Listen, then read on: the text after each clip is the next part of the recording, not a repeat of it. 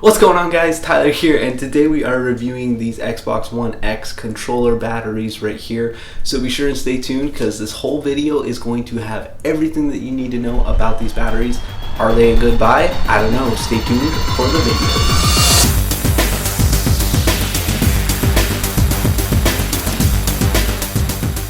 Like I said, guys, my name is Tyler, and we are today talking about these Xbox One X batteries. And spoiler alert, I love them. They're pretty awesome. And now I know you're thinking, okay, Boomer, let's just jump into the review.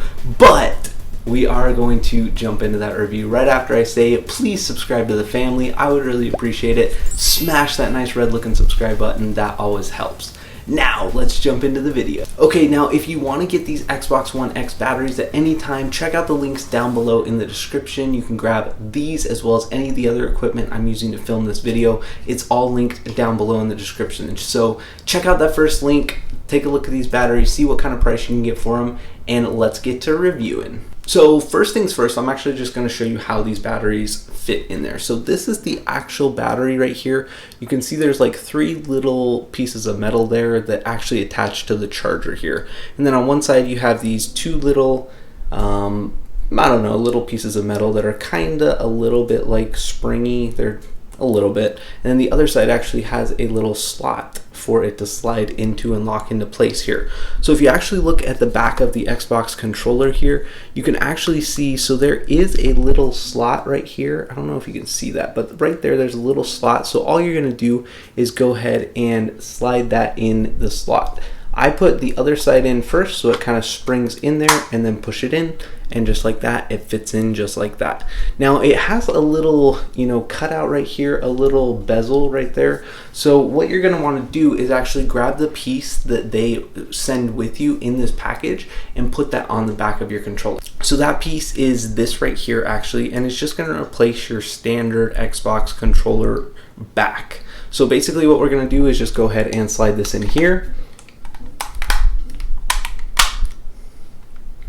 And once it's done like that, you have a little bit of a bezel here, but it is lined up and there's a little window so you can actually plug that right in and set it right on your charger. So that's pretty much it. That's how you get these set up. It works super well. It works super easy. And yeah, so it's actually going to replace your Xbox controller back. You're going to have a new battery pack, and then you can go ahead and just set these right on the stand when you're not using the controllers. All right, so let me just show you guys how this actually works. Basically, you can just set your controller here at any time, and it will just sit here as a nice controller stand.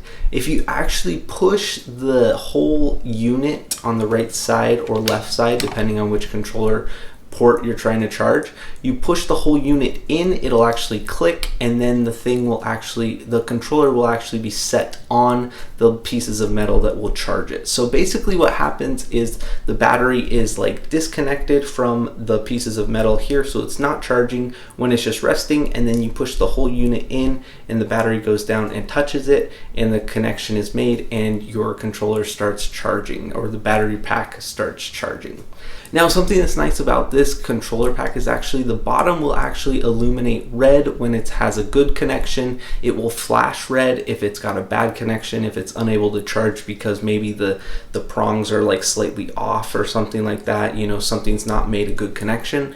And it will illuminate green when the battery is fully charged. At which point I just go ahead and push the whole unit and pop it up, and you just push in to release, and then it pops up, and yeah, then you're good to go. You have that battery fully charged and it's ready to go whenever you need it. Another perk of this is it actually does offer you two slots. So there is actually two slots here that you can charge, so you can have two controllers charging at the exact same time, and they will both be illuminated red, and when one turns green you can just disconnect that one, push it in and pop it up, and the other one, when it turns green, you can push it in and pop it up, and you have both your controllers ready to go. What are some perks of having rechargeable batteries? Well, one, you're not going to go through batteries quite as frequently. That was a big one for me. I was burning through batteries, pretty consistently, and having to reorder from Amazon all these batteries, and it ended up being just more expensive than actually these rechargeable battery packs plus the stand. So it was just a no-brainer for me. Secondly, you have to actually take apart the back and pull the batteries out. You got to put them back in,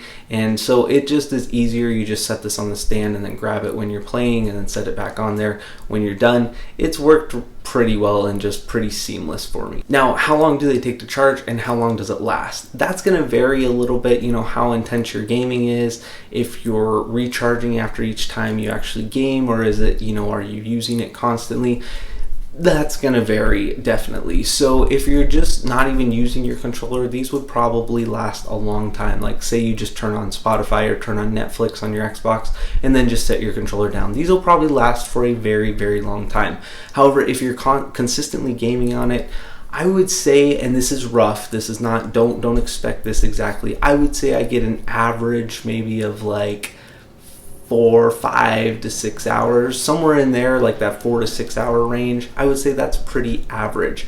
If I am charging it, I'm gonna say the charging, again, this is rough and kind of you know, an estimate, but I would say the average amount of time it takes to charge is probably about 1 to 2 hours, somewhere in there.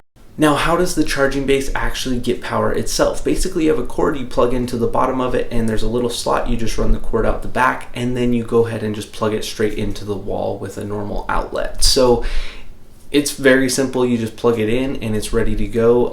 Your batteries, you might want to use them up all the way down. What I always suggest for any kind of batteries is go ahead and just start using them. Use all the battery, the juice that's in them, till they're down to 0, till they literally can't even turn on anymore, and then charge it all the way up to 100, and then use it all the way down back to 0, and don't recharge until you hit that 0 mark. And basically you're setting some good cycles of just using it down to 0, recharging it to 100, pulling it off right when it gets to 100 or as close as you can to 100, and then go ahead and recharge it or use it all the way down to 0, and just repeat that pattern. That's how you kind of set good battery life cycles. You know, the whole cycling with batteries isn't a super big issue anymore, but it definitely can happen if you're, you know, consistently following, you know, bad practices of recharging your batteries. So if you're only using it for a little bit and your battery still has a ton of time left in it, I would not charge it. I would just set it on the stand, make sure it's popped up so it's not actually connected, and